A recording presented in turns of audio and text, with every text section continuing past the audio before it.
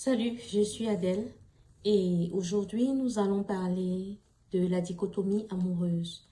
Habituellement, quand la jeune fille écoute le mot « je t'aime », elle est prête. Nous avons vu dans le cas de ma fille. Et aussi, quand le jeune homme vient et dit « je t'aime », lui, il n'est pas entièrement prêt parce qu'il fait habituellement ce qu'on appelle la réservation. Donc, il devrait aller arrondir les angles financiers et peaufiner ce que je peux appeler la bâtisse de l'amour qu'il vient de déclarer.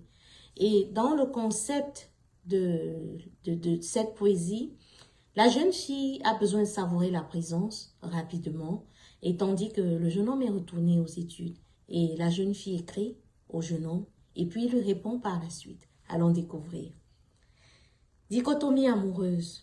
Je suis vide parce que vidé. Je suis abasourdi parce que trahi.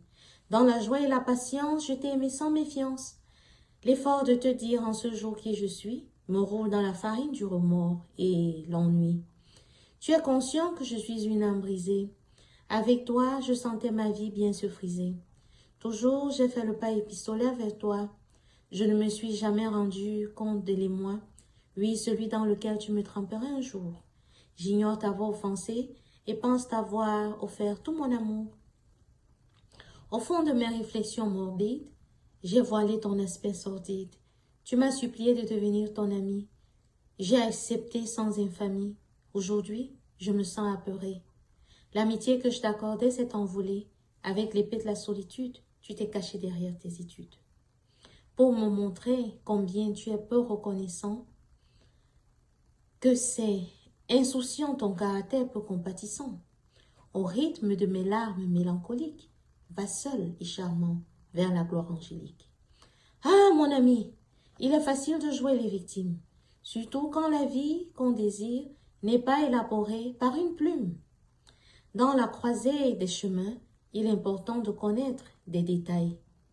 Le bon moment pour un échange éviterait un traitement de bétail. Se présenter majestueusement est une étape considérable. Refuser de monologuer aide à vivre une relation fiable.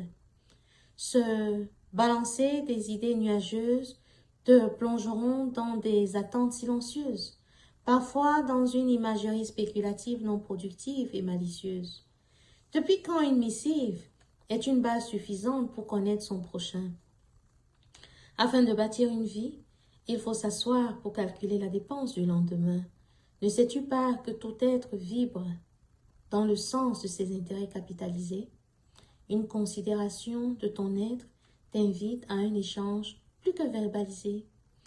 Tu ne connaîtras de l'autre que le minimum mis à découvert.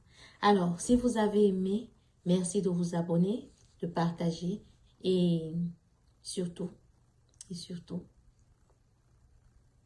d'éviter d'être binaire dans les relations. Soyez direct. Peaufinez tout avant de déclarer si vous pouvez. Merci et à la prochaine.